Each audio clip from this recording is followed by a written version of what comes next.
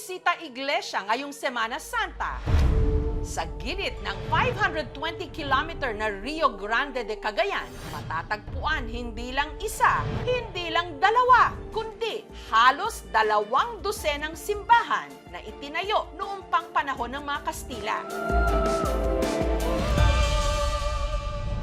Isa na rito ang mahigit 200 taon ng simbahang ito na siyang may pinakamataas na hugis cylindrical na kampanaryo sa buong Pilipinas. Ang itsura nito, parang wedding cake. Ito yung bell tower na tinamaan ng bala at hindi na sila gumagana. Ito ang St. Matthias Parish Church o Tumawini Church sa bayan ng Tumawini sa Isabela. Ang lagi po nilang sinasabi is napaka-unique po ng design po ng simbahan namin. Namamangha po sila. Pero ang agaw pansin talaga rito, ang kulay nitong pula. Ang ginamit kasing materyales sa fasad, sa dingding, altar, pati na ang mga haligi, hindi bato o corals, kundi bricks na kung tawagin nila, ladrilyo. Ang lupa ng Cagayan, unique siya kasi pagka niluto mo siya sa isang oven na malaki, na struktura, nagiging red siya. Nating compared dito sa gawa ng mga unang panahon na napakatibay. Taong 1783 nung sinimulang ipatayo ang simbahan ng mga praileng Dominikano. Sila ang nag-evangelize ng Cagayan Valley. Ang nanguna sa construction nito, isang paring arkitekto, si Father Domingo Forto. Ang napili niyang estilo, ultra-baroque, na sikat sa mga simbahan sa Europe noong 17th century. Naging mabusisi rin daw si Father Forto sa bawat elemento na makikita sa fasad ng simbahan. May mga bulaklak, imahe ng santo, pati steering wheel o manibela ng barko. Halos buong facade may ornament or ng sinasabi sa Europe na horror vacui or parang natatakot yung isang designer na magkakaroon siya ng blank space. Meron pang mga bricks dito na may numbers na nagsisignify sa taon kung kailan ginawa. Ito ang sentro ng Roman Catholic faith dito sa bayan ng Tumawini. Ang simbahan, idineklara ring National Cultural Treasure ng Pambansang Museo. Kailangan alagaan namin ito dahil namana pa namin ito sa mga ninuno namin at para makita pa ng mga susunod na henerasyon. Mahigit 30 kilometers naman mula sa Tumawini, nakatindig ang pinakaunang simbahan sa probinsya ng Isabela na itinayo noon pang 1624, ang San Pablo Church sa San Pablo, Isabela. Inaakalang abandonado, maihahalin tulad sa ruins of St. Paul sa Macau. Mapalad tayo, 400 years na itong simbahan. Nakakatakot naman pumasok, baka masira. During the World War II, nabomba, and then some years after that, mayroong Intensity 7 na lindol na nagpabagsak ng roofing, dagdag pa yung sunog.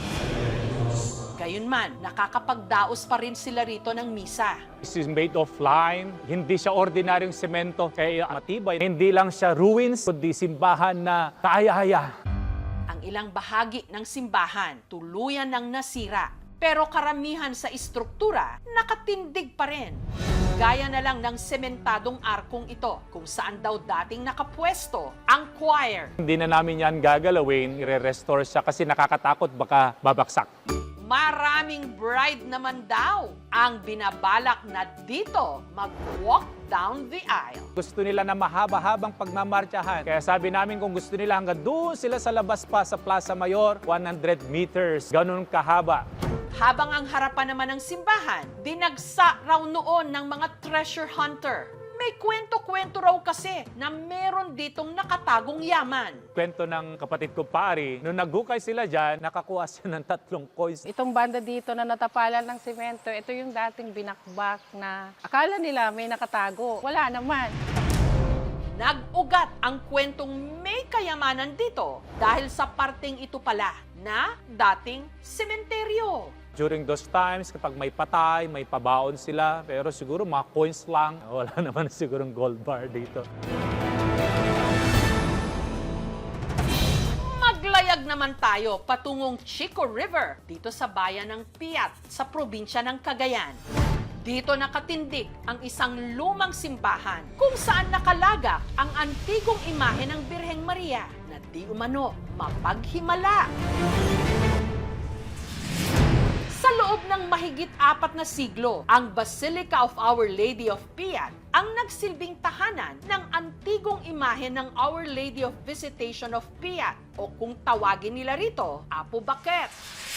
Ang antigong imahe na nakasilid sa isang stained glass sa altar at may karga-kargang batang Jesus, kapansin-pansing iba ang kulay sa nakagawian. Nasanay siguro ang mga Pilipino na ang kulay ng mga imahe ay mapuputi. O mangilan-ngilan lang yung mga dark skin ang kulay. Yung iba naman sinasabi ay ito'y galing sa kahoy na maitim. At may nagsasabi naman na dahil sa mga kandila na nakatisik sa pagsamba dun sa mga santo natin, yung kulay itim na usok nun, pag hindi ka nga ng itim, sa dami-dami nun. Galing pa raw ito ng Macau, dinala sa Pilipinas taong 1604. Sadya raw itong mapaghimala. Karamihan naman sa mga kwento ng kanyang mga miracles, yung mga gumaling sa sakit, bangka nga na while they are having the bad experience dun nga sa gitna ng dagat, tinabayan talaga nila ng pagdarasal. It's a miracle because na-save yung kanilang mga buhay. Isa sa mga deboto ni Apo Bakit, ang retiradong guro at tubong Enrile sa Cagayan na si Lola Socorro. Kahit namamaga mga tuhod ko, I have to get up and attend the first mass. Walang sasakyan noon. From Enrile to Piat, imagine how many kilometers. May kwento-kwento rin na si Apo Bakit, gala, Masingan nanda, nga mapanuyak ya kenna kan amorseko. Aruya pinamapiana nga matakit, nga umang mapasyar kan igina kanya.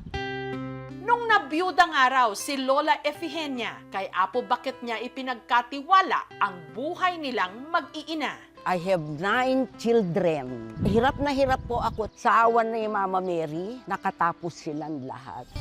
Ang mayayamang kwento ng makasaysayang mga simbahan na isulat sa libro ng Spanish architect at author na si Javier Gijo. When I got for the first time in the Philippines, I was really very surprised about these buildings. I started to be interested in the heritage of Philippine churches in Cagayan Valley. It's important to know where you come from, and it's important for Filipinos because it talks about their identity.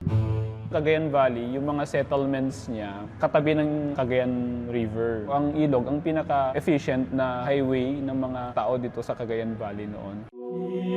Ang bisita iglesia, isang tradisyon upang maalala mo ang hiwaga ng iyong pananampalataya at saka pagbabalik mo sa Diyos na marirecognize doon sa iyong pagdalaw sa mga simbahan. 3 pa lang yan sa mahigit 20 simbahan sa ilog ng Cagayan. Marami pang ibang pwedeng puntahan kung saan maaari tayong magnilay-nilay sa mga bahay dalanginang hitik sa kwento at kasaysayan.